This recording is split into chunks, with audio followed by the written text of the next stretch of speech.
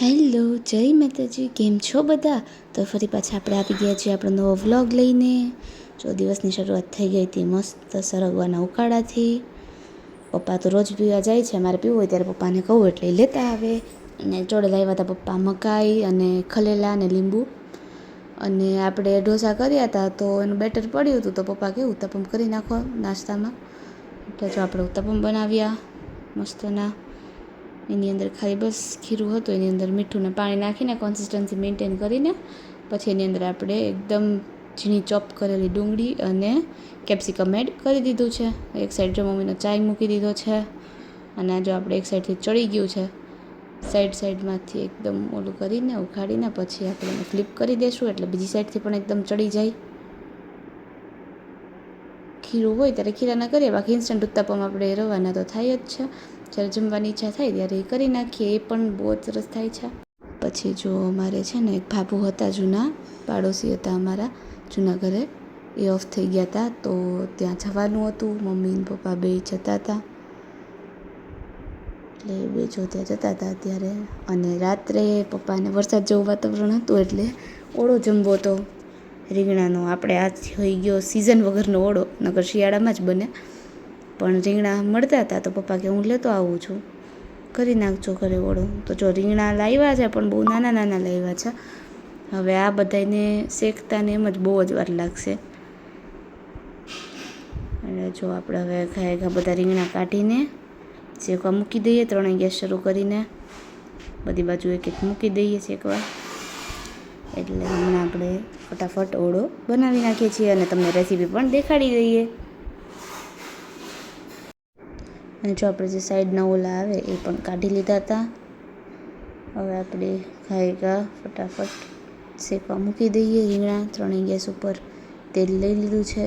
બધા રીંગણા ઉપર તેલ પણ આપણે સરખું લગાડી દઈશું અને પછી આપણે ફટાફટ એને મૂકી દઈશું. જો બધા રીંગણા ઉપર તેલ લગાડી દીધું છે અને શરૂ કરી દઈએ હવે આપણે ગેસ આપણો. જો ખાય ફટાફટ રીંગણા શેકી લઈએ. એમાં જ વધુ વાર લાગશે. અને હું જતી રહેતી વીરાબાને લેવા, એટલે જો વીરાબા પણ આવી ગયા છે ઘરે ટ્યુશનમાંથી. અને રીંગણા આપણા મસ્ત શેકાય છે.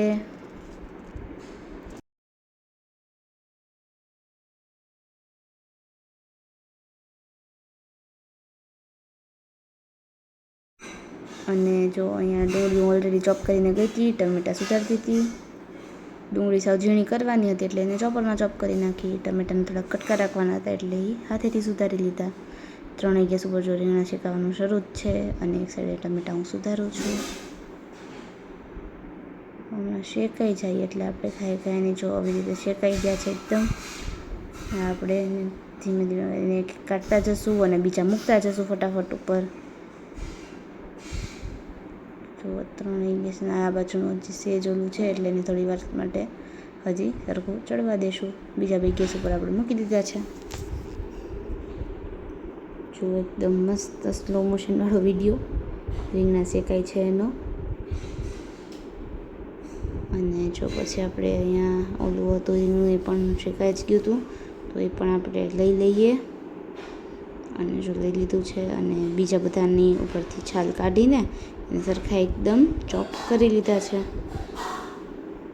એની જેમ હવે આપણે જેટલા અલગ અલગ રીંગણા બધા થતા જશે એમ આપણે એની છાલ ઉતારતા જશું. જો આવી રીતે આપણે એની છાલ આવી રીતે ઉતારી લઈએ છીએ. ફટાફટ ઉતરી જાય છે. આવી રીતે જેટલો કાળો ભાગ હોય એ કાઢી લેવાનો અને બાકી રીંગણું આપણે અંદર આખું આવી રીતે ચોપ કરી લેવાનું. અને જો આપણે ડુંગળી ટમેટાં પણ લઈ લીધા છે અને જેટલા ચોપ કરેલા રીંગણા છે એની ઉપર આપણે મીઠું નાખી દીધું હતું. અને અત્યારે આપણે નાખી દઈએ હળદર. હળદર નખાઈ જાય એટલે હજુ એકવાર આપણે મસ્ત એકદમ છરીથી ચલાવી લેશું. અને આ જો બીજા રીંગણાનું પણ આપણે આવી રીતે એક બાકી હતું એની રીતે આવી રીતે કરી નાખ્યું. અને જો આપણે પેન મૂકી દીધું છે, એમાં એડ કરી દીધું છે તેલ. તેલ થોડુંક ઝાઝું જ એડ કરશું, 4-5 પાવડા જેવું, તો જ તે ઓળો એકદમ સોફ્ટ અને આમ એકદમ લચકદાર બનશે, સારો બનશે. આપણે તેલની અંદર એડ કરીશું આપણી હિંગ, પછી સેજ એવી હળદર મમ્મીએ થોડી વધારે જ ઓછી નાખી છે, હજી થોડીક વધારે નાખશું. પછી આપણે એની અંદર આપણે એડ કરી દઈએ ડુંગળી, અને પછી જો એકદમ આવી રીતે આપણે મિક્સ કરી દઈએ. હવે આપણે ડુંગળીને ચડવા દઈશું થોડી વાર માટે. અને મરચાં ભૂલી ગયા છીએ નાખતા, એટલે એ પણ હવે હમણાં આપણે કાંઈ સુધારીને અંદર એડ કરી દઈશું. પછી જો મીઠું નાખી દઈએ ડુંગળીમાં, અને ઓછું જ નાખશું કેમ કે આપણે ઓલરેડી જે રીંગણા ચોપ કરીને રાખ્યા છે એમાં નાખ્યું જ છે મીઠું, એટલે સાવ ઓછું જ નાખવાનું છે.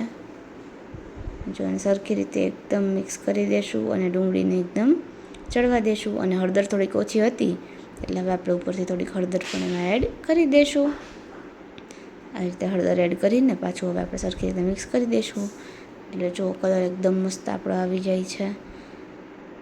અને આપણે પછી આ બસ થઈ જાય એટલે એક સાઈડ મરચાં સુધારી લેશું ફટાફટ, તીખા અને મોળા બેય.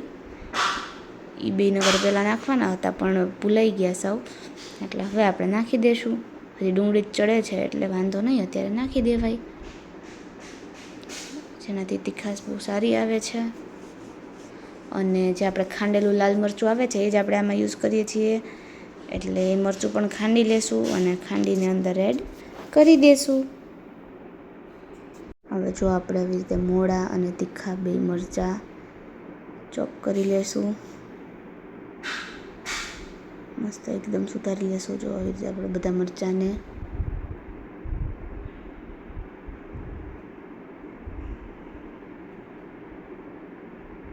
એકદમ, જો આ મોળું મરચું આપણે લઈ લીધું છે, બહુ વધારે જ મોટું હતું એટલે આપણે એકદમ પતલી પતલી સ્લાઇસ કાપી છે આની.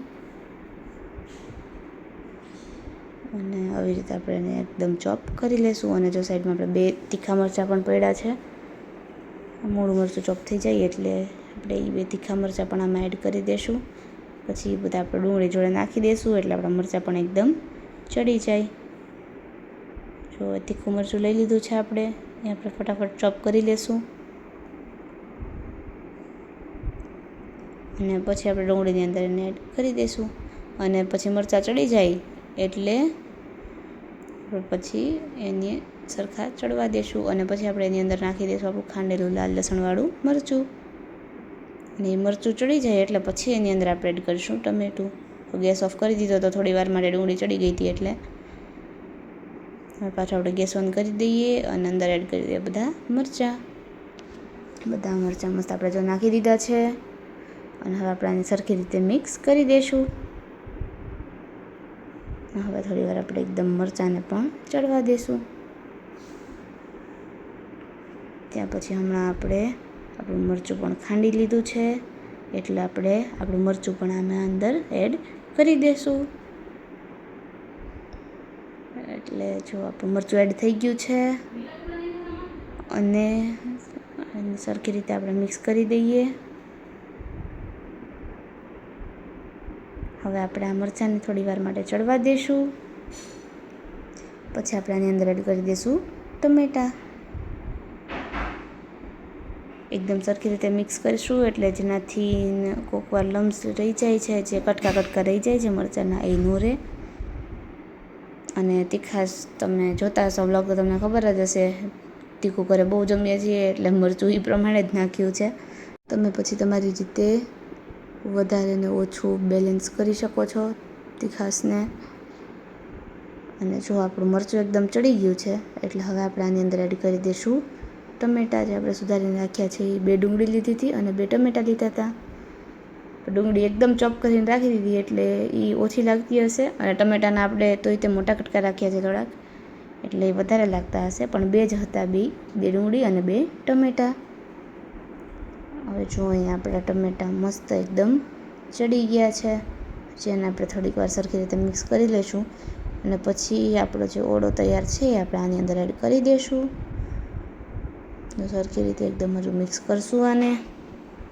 જો ચડી ગયા છે એકદમ, તમે જોઈ શકો છો. પછી આપણે હળદર અને મીઠું નાખીને આપણો ઓળો રાખ્યો છે એ આપણે આની અંદર એડ કરી દઈશું. એકદમ બધો ઓળો એડ કરી દીધો છે. હવે આપણે આને સરખી રીતે મિક્સ કરી દઈશું.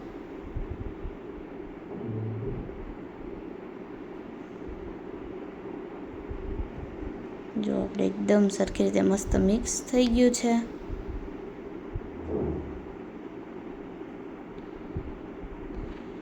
આપણો ઓળો થઈ ગયો છે એકદમ રેડી. જો એકદમ લચકદાર ને બહુ જ મસ્ત ટેસ્ટી ઓળો બન્યો છે આપણો. કલર પણ જોરદાર લાગે છે અને ટેસ્ટમાં પણ બહુ જ મસ્ત બન્યો હતો. જરૂરથી એકવાર ટ્રાય કરજો અમારો સિઝન વગરનો ઓળો. નકર આપણે શિયાળામાં જ ખાતા હોય, પણ અમે ચોમાસામાં પણ બનાવ્યો. આ હતી આપણી ઓળાની રેસીપી. અને પછી જો રાત્રે એકદમ વરસાદ આવ્યો છે જોરદારનો, અને અમે બધા, હું, પપ્પા, મમ્મી, વીરા, અમે ચારેય નાહ્યા ઉપર, અગાસી ઉપર ગયા હતા. અને ચારેય રાત્રે 10 વાગે અમે નાહ્યા. 10 થી 11 કલાક એક નાહી લીધું અમે બધાએ. અવાજ સંભળાતો જશે, બહુ જ એકદમ જોરદાર વરસાદ આવ્યો હતો.